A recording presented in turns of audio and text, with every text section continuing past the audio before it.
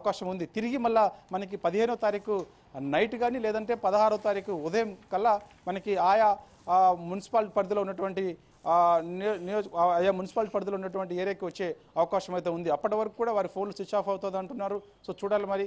కాబట్టి సో కొంతమంది మరి ఏ విధంగా ముందుకెళ్తారు ఏంటి ఏ విధంగా అంటే మనకి ఆ యొక్క మ్యాజిక్ ఫిగర్ దాటకపోయినప్పుడు ఖచ్చితంగా ఈ యొక్క క్యాంపు రాజకీయాలు ఖచ్చితంగా తెరలేపాల్సిన అవసరం ఉంటుంది. కాబట్టి సో అప్పటి వరకు కూడా గెలిచినటువంటి అభ్యర్థులందరూ కూడా వెళ్ళే అవకాశం అయితే ఉంది. తిరిగి మళ్ళీ 16వ తారీఖు రోజు అంటే మనకి ఇక్కడ నుంచి తెలంగాణ నుంచి ఇతర రాష్ట్రాలకు వెళ్ళినప్పటికీ కూడా 16వ తారీఖు లేదంటే 15వ తారీఖు సాయంత్రం మనకి ఇక్కడికి వచ్చే అవకాశం అయితే ఉంది. వారు మద్దతు ప్రకారమే మనకి మున్సిపాలిటీ 116 మున్సిపాలిటీలకు సంబంధించి స్పష్టమైన మెజారిటీ వస్తేనేమో ఈజీగా మున్సిపల్ వైస్ చైర్మన్ని కైవసం చేసుకునే అవకాశం ఉంటుంది.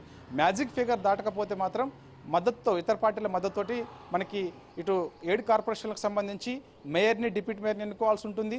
అదేవిధంగా మున్సిపాలిటీలకు సంబంధించి 116 మున్సిపాలిటీలకు సంబంధించి అదేవిధంగా మనకి మున్సిపల్ చైర్మన్ మున్సిపల్ వైస్ చైర్మన్ని కైవసం చేసుకోవాల్సి ఉంటుంది. కాబట్టి సో మద్దతుతో కూడగట్టాల్సిన అవసరం ఉంటుంది. కాబట్టి సో అలాంటి మద్దతు సంబంధించి కూడా మనకి క్యాంపు రాజకీయాలకైతే మనకి 15 వరకు కూడా ఉండే అవకాశం అయితే కనిపిస్తుంది. చక్రి అయితే సైదులు ఫలితాలు పూర్తి స్థాయిలో రాకముందే అభ్యర్థులను క్యాంపులకు తరలించాల్సిన అవసరం ఏ పార్టీకి ఎక్కువగా కనిపిస్తుంది ఓవరాల్గా చూసుకున్నట్లయితే సైదులు?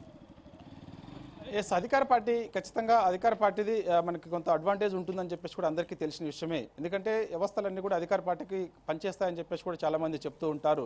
కాబట్టి అధికార కాంగ్రెస్ పార్టీ ఒకవేళ మ్యాజిక్ ఫిగర్ దాటకపోయినప్పుడు ప్రలోభ పెట్టి ఇతర పార్టీలకు సంబంధించినటువంటి అభ్యర్థులను ప్రలోభ పెట్టి సో తమ వైపు తిప్పుకునే అవకాశం ఉంటుందని చెప్పేసి కూడా బీఆర్ఎస్ పార్టీ భావిస్తుంది. సో దానిలో భాగంగానే మనకి బీఆర్ఎస్ పార్టీ చెందినటువంటి అభ్యర్థులు ఎవరైతే ఉన్నారో వారందరూ కూడా క్యాంపు రాజకీయాలకు తీసుకుపోతున్నారు. సూర్యాపేట ఉదాహరణకి నిన్న సూర్యాపేటలో బీఆర్ఎస్ పార్టీ చెందినటువంటి అభ్యర్థులు వాళ్ళు గెలుస్తారు లేదా కానీ గెలిస్తే అవకాశం మెండుగా ఉందని చెప్పేసి ముందే భావించి వారందరినీ కూడా క్యాంపు రాజకీయాలకు తెరలేపారు తీసుకెళ్లారని కూడా సమాచారం. కాబట్టి అట్లా బీఆర్ఎస్ పార్టీ చెందినటువంటి అభ్యర్థులు ఎక్కువగా వెళ్తున్నట్టు కూడా మనకు తెలుస్తుంది. ఎందుకంటే అధికార కాంగ్రెస్ కాబట్టి సో కాంగ్రెస్ ఖచ్చితంగా ఓడిపోయినా గెలిచినా ఖచ్చితంగా వాళ్ళు ఇక్కడే ఉండే అవకాశం అయితే ఉంటుంది. చక్రి అయితే సైదులు ఇతర పార్టీల నుంచి అభ్యర్థుల్ని లాగేందుకు అంటే ఆకర్షించేందుకు ప్రధాన పార్టీలు చేస్తున్న ప్రయత్నాలు వారి ఆఫర్స్ ఏ విధంగా ఉన్నాయి సైదులు?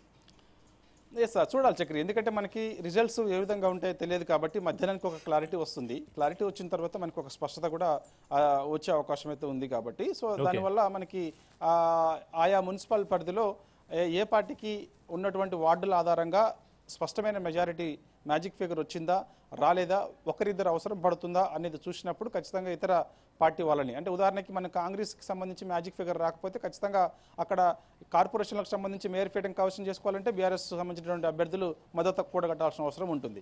కాబట్టి అట్లా ముందస్తుగా వాళ్ళు ఒకవేళ గ్రహిస్తే మాత్రం వాళ్ళని ప్రలోభం ఖచ్చితంగా పెట్టే అవకాశం అయితే ఉంది. ఆ ప్రలోభాలు ఖచ్చితంగా జరుగుతాయని ముందే భావించి ఈ యొక్క క్యాంపు రాజకీయాలకు తెరలేపారని కూడా చెప్తున్నారు. కాబట్టి కొన్ని ఈ సమయంలో అంటే ఒకవైపు గెలిచేందుకు అభ్యర్థులు తమ యొక్క డబ్బుల్ని విచ్చలవిడిగా ఖర్చు పెట్టినప్పటికీ కూడా ఇప్పుడు మనకి మున్సిపల్ చైర్మన్ని మున్సిపల్ వైస్ చైర్మన్ని కైవసం చేసుకోవాలంటే అదేవిధంగా మేయర్ని డిప్యూటీ మేయర్ని కైవసం చేసుకోవాలంటే మాత్రం ఖచ్చితంగా ఈ యొక్క గెలిచినటువంటి అభ్యర్థులు మ్యాజిక్ ఫిగర్ దాటకపోతే మాత్రం డిమాండ్ ఎక్కువగా ఉండే అవకాశం అయితే ఉంది.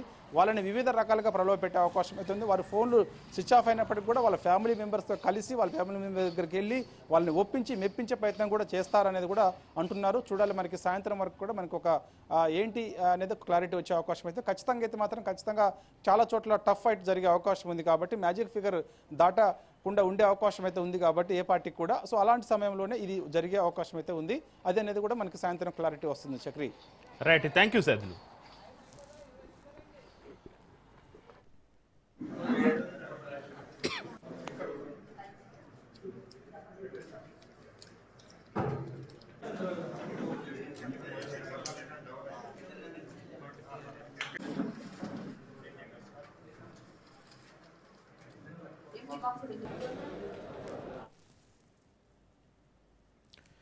తెలంగాణలో మున్సిపల్ ఓట్ల కౌంటింగ్ కొనసాగుతుంది. 116 మున్సిపాలిటీలు 7 కార్పొరేషన్ల ఓట్ల లెక్కింపు జరుగుతుంది. మొదట పోస్టల్ బ్యాలెట్ లెక్కించారు. 136 కేంద్రాల ఓట్ల కౌంటింగ్ జరుగుతుంది. కౌంటింగ్లో 20,000 మంది సిబ్బంది పాల్గొంటున్నారు. కౌంటింగ్ మొత్తం సీసీటీవీ మానిటరింగ్ చేస్తున్నారు.